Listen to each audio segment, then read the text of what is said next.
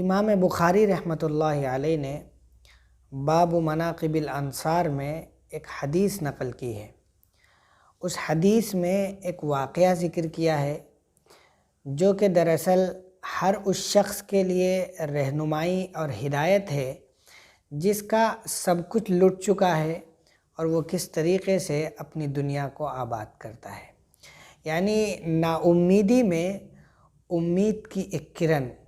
کیسے تلاش کریں، آئیے آج ہم سمجھتے ہیں۔ آج سے تقریباً 1500 سال قبل مکہ میں کچھ لوگوں نے اللہ کے نبی صلی اللہ علیہ وسلم کے ہاتھوں پر بیعت کی اور اسلام قبول کیا۔ تقریباً 13 سال جد و جہد کرتے رہے، ایمان کی دعوت و تبلیغ کرتے رہے، اور پھر اپنے دین و ایمان کی حفاظت اور اس کی نشر و اشاعت اور اس روئے زمین پر امن و شانتی اور سلامتی کو باقی رکھنے کے لیے شہر مکہ سے مدینے کی طرف ہجرت کا ارادہ کیا۔ ظاہر سی بات ہے کہ جو لوگ مکہ سے مدینے کی طرف ہجرت کا ارادہ کر رہے تھے وہ مکہ ہی میں اپنے تمام رشتہ دار، بیوی بچوں کو، اپنے مال و متاع کو،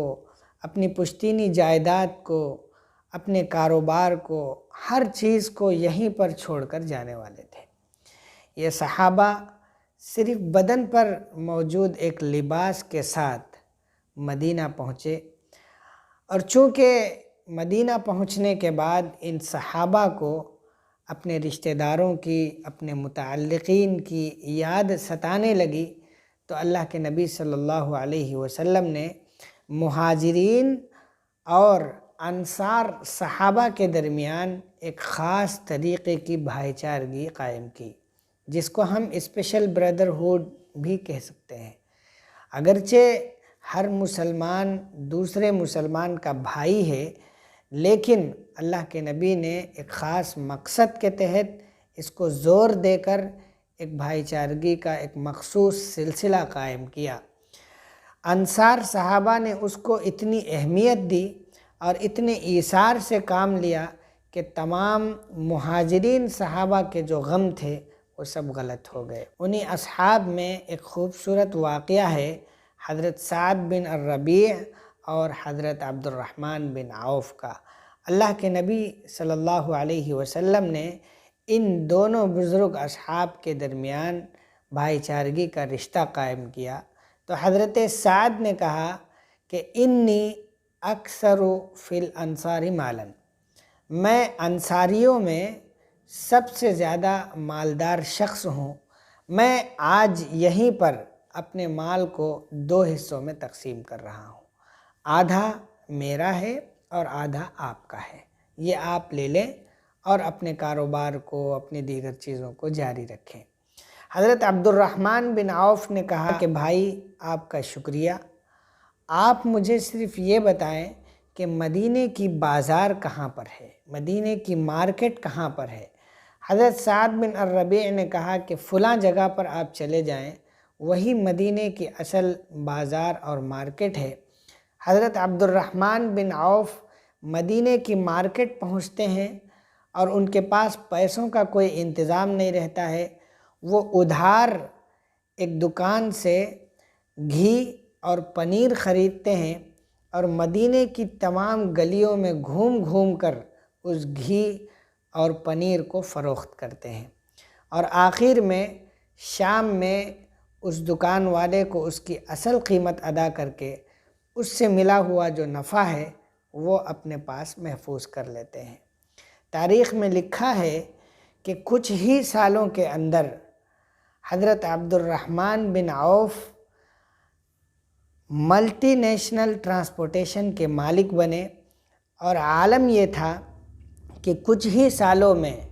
حضرت عبد الرحمن بن عوف کا جو مال مدینہ آیا کرتا تھا وہ 700 اونٹوں پر لدا ہوا کرتا تھا۔ یہ واقعہ سبق ہے اور رہنمائی ہے ہر اس شخص کے لیے جو بالکل لٹ چکا ہے اور پھر اپنی دنیا کو آباد کرنا چاہتا ہے۔ حضرت عبد الرحمن بن عوف نے زیرو سے اپنے کاروباری سلسلے کا آغاز کیا، اور انتہا یہ تھی کہ مدینے کے سب سے مالدار صحابہ میں شمار کیے جاتے تھے، اور آپ کا مال 700 اونٹوں پر لد کر مدینہ آیا کرتا تھا۔ یہ واقعہ ہم سب کے لیے سبق ہے اور رہنمائی ہے، خصوصاً ان حالات میں جب کہ لوگ امپلائمنٹ اور جاب نہ ملنے سے پریشان ہیں، خاص طور پر گریجویٹس اور کچھ ہمارے بھائی جو علماء بھی ہو سکتے ہیں، حفاظ بھی ہو سکتے ہیں، پڑھے لکھے طبقے سے بھی ہو سکتے ہیں، جو جاب کو لے کر پریشان ہیں۔ اگر ہم اس واقعے سے سبق لینا چاہتے ہیں اور اس واقعے کو مد نظر رکھتے ہوئے اگر ہم ایک انیشیٹو لیں گے تو میں سمجھتا ہوں کہ اللہ تعالی ہم سب کو کامیاب اور کامران کریں گے۔ ضرورت اس بات کی ہے کہ ہم اس حوصلے اور کریج کے ساتھ اور اللہ پر یقین رکھ کر کسی کام کی ابتدا کریں جو حوصلہ اور کریج حضرت عبد الرحمن بن عوف رضی اللہ عنہ کے اندر تھا۔ تجارت ایک ایسی دنیا ہے اور ایک ایسا میدان ہے، ہر جگہ اور ہر مقام پر اس کے لیے دروازے کھلے ہوئے ہیں، صرف ضرورت ایک کریج اور حوصلے کی ہے۔ اگر صحیح نیت، کریج اور حوصلے کے ساتھ ہم کسی کام کی ابتدا کریں گے تو اللہ تعالی ہم سب کو ضرور کامیابی سے ہمکنار کریں گے۔